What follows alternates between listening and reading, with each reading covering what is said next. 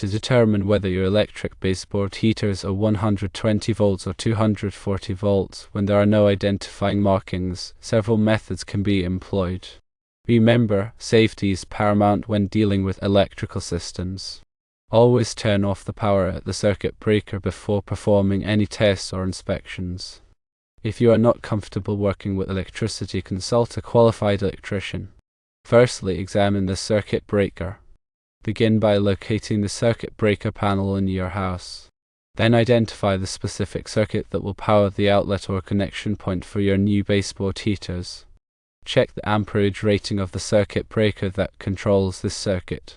A circuit breaker rated for 15 amps typically indicates a 120 volt circuit. If the circuit breaker is rated for 20 amps or higher, it is likely a 240 volt circuit. However, this method is not foolproof, and further verification may be necessary. The reason a 15 amp circuit breaker typically corresponds to a 120 volt circuit is due to the power equation: power equals voltage times current, or P equals V times I. In a standard 120 volt circuit, a 15 amp breaker allows for a maximum power draw of 1800 watts, which is 120 volts multiplied by 15 amps. Higher amperage breakers, such as 20 amp or 30 amp breakers, are designed to handle higher power demands, which are often associated with 240 volt circuits. Keep in mind that simply looking at the breaker amperage does not provide a 100% guarantee of the voltage. It is merely an indication. Always verify with other methods, especially if there is any uncertainty. Secondly, use a multimeter for direct voltage measurement. To perform this test safely and accurately, first turn off the power to the circuit at the breaker. This is crucial to prevent electrical shock. Then, using a multimeter set to measure alternating current volts, connect the probes to the circuit wires. Specifically, measure the voltage between the neutral wire, which is typically white, and the hot wire, which is typically black. If the multimeter displays a reading of approximately 120 volts, it confirms that the circuit is a 120 volt circuit. Conversely, if the reading is around 240 volts, the circuit is a 240 volt circuit. A multimeter is a versatile tool used to measure voltage, current, and resistance in electrical circuits. When measuring voltage, it is important to select the correct voltage range on the multimeter. For measuring household voltage, set the multimeter to the alternating current volt range that is higher than the expected voltage. For example, if you are testing a 120 volt circuit, select a range of 200 volts or higher. Ensure the probes are correctly inserted into the multimeter, with the black probe in the common or COM port and the red probe in the volts port. When taking the measurement, make sure the probes make good contact with the wires or terminals being tested, and avoid touching the metal parts of the probes to prevent electrical shock. When dealing with electrical circuits, it is imperative to understand and adhere to safety precautions to prevent accidents and injuries. Firstly, always turn off the power to the circuit you are working on by switching off the corresponding circuit breaker in the electrical panel. This ensures that there is no live current flowing through the wires, reducing the risk of electric shock. Secondly, use insulated tools and equipment specifically designed for electrical work. These tools have non-conductive handles that protect you from electric shock.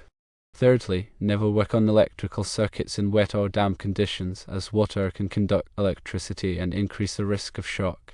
Fourthly, wear appropriate personal protective equipment, including safety glasses and rubber gloves, to further minimize the risk of injury.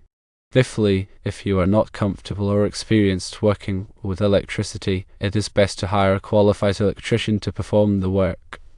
Electricians have the knowledge, skills, and tools to safely and effectively handle electrical tasks.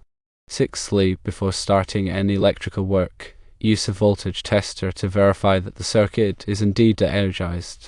This provides an additional layer of safety by confirming that there is no live current present. Seventhly, be aware of your surroundings and avoid distractions while working on electrical circuits. Maintain a clear workspace and keep children and pets away from the area. Eighthly, if you encounter any unexpected issues or are unsure about any aspect of the electrical work, stop immediately and seek professional assistance. It is always better to be cautious and avoid taking unnecessary risks. If after performing these checks, you are still unsure about the voltage requirements of your baseboard heaters, there are a few additional steps you can take. Firstly, look for any markings or labels on the heater itself. Sometimes, the voltage and wattage information are printed on a small sticker or plate attached to the heater. Secondly, consult the manufacturer's website or contact their customer support.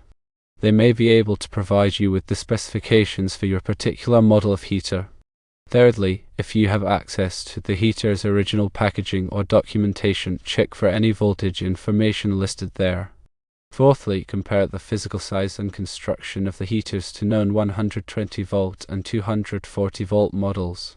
240 volt heaters often have thicker heating elements and more robust construction to handle the higher voltage. Fifthly, if possible, examine the wiring inside the heater. 240 volt heaters typically have thicker gauge wires than 120 volt heaters to handle the higher current. It is crucial to never connect a 240 volt heater to a 120 volt circuit. This can create a significant safety hazard, potentially leading to a fire or causing damage to the heater and the electrical system. A 240 volt appliance requires a dedicated 240 volt circuit with the appropriate wiring and breaker size. Attempting to power it from a 120 volt circuit will result in insufficient power, causing the heater to operate poorly or not at all. Furthermore, the overloaded circuit can overheat, leading to a fire. Conversely, connecting a 120 volt heater to a 240 volt circuit will also cause problems. The higher voltage will overwhelm the heater's components, potentially causing them to burn out or explode. This can also create a fire hazard. Always ensure that the voltage of the heater matches the voltage of the circuit it is connected to. When installing electric baseboard heaters, proper wiring practices are essential for safety and performance. Firstly, use the correct gauge wire for the circuit amperage. For a 15 amp circuit, 14 gauge wire is typically sufficient, while a 20 amp circuit requires 12 gauge wire. For higher amperage circuits, consult the National Electrical Code or NEC for the appropriate wire size. Secondly, use the correct type of wire for the application. For permanent wiring, use non-metallic sheath cable or NM cable, also known as Romex. For exposed wiring, use conduit and individual conductors. Thirdly, make sure all wire connections are secure and properly tightened. Loose connections can cause overheating and arcing, which can lead to a fire. Fourthly, use wire connectors or wire nuts to join wires together.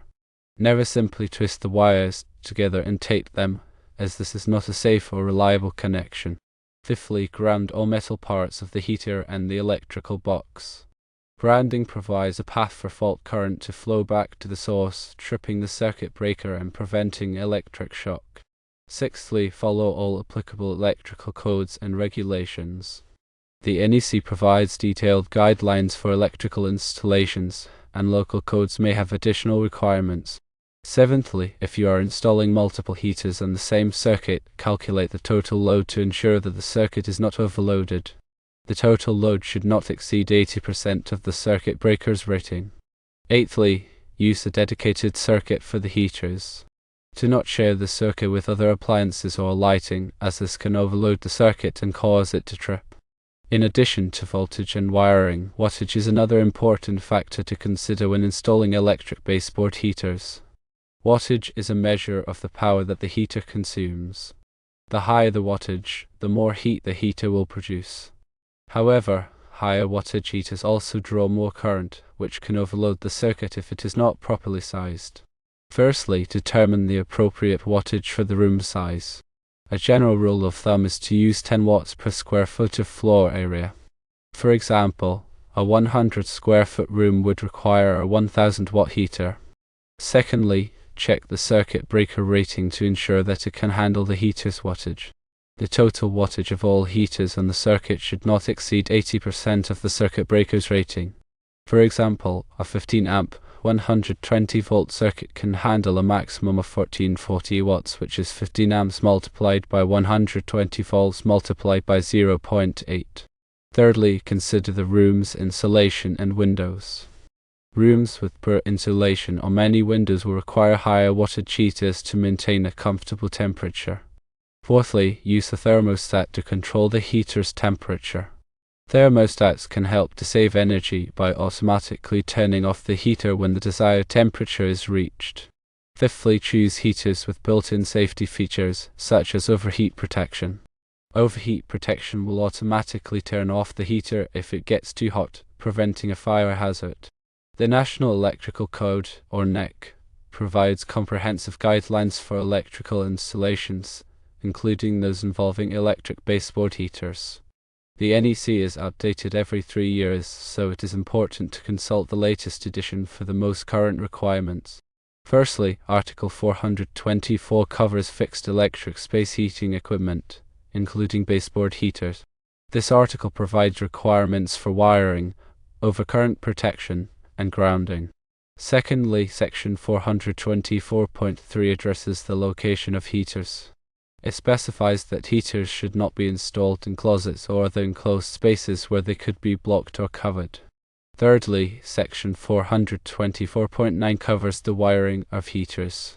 It requires that heaters be wired with conductors that are rated for the temperature of the heater and the ambient temperature of the installation location. Fourthly, Section 424.10 covers overcurrent protection. It requires that heaters be protected by circuit breakers or fuses that are sized to protect the heater and the wiring. Fifthly, Section 424.11 covers grounding. It requires that all metal parts of the heater and the electrical box be grounded to provide a path for fault current to flow back to the source. Sixthly, Table 310.15b16 provides ampacity ratings for conductors.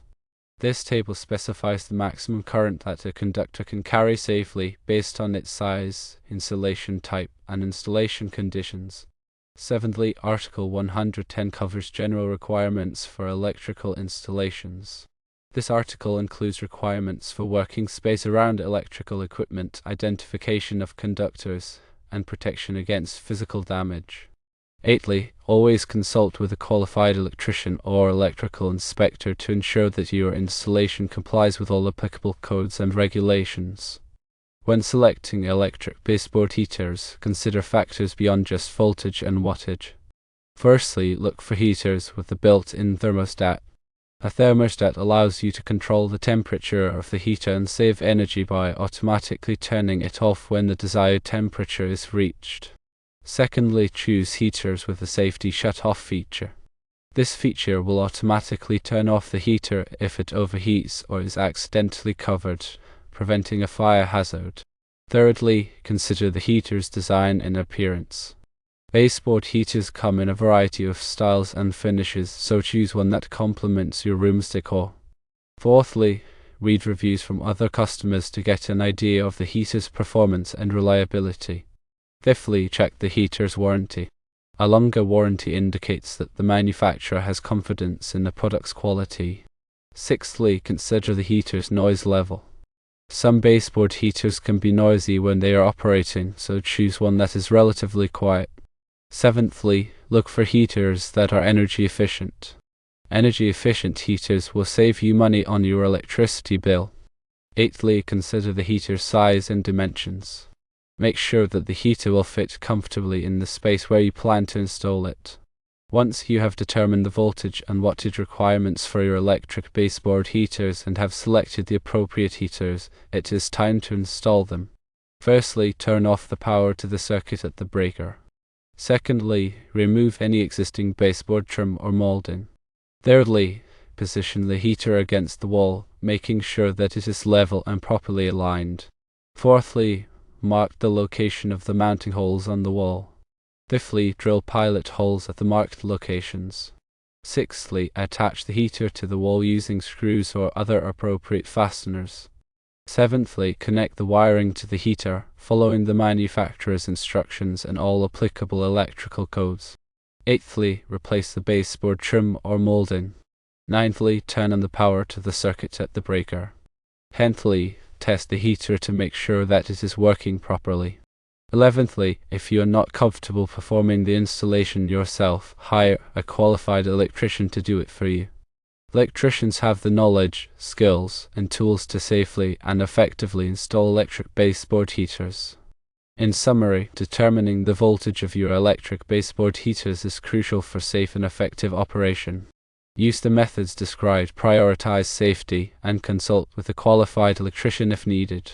Understanding and adhering to electrical codes and best practices will ensure a safe and comfortable home heating solution. Remember to always double-check your work and verify that all connections are secure before restoring power to the circuit. With careful planning and execution, you can successfully install and use electric baseboard heaters to provide efficient and reliable heating for your home. And it is always essential to follow local safety regulations for your area.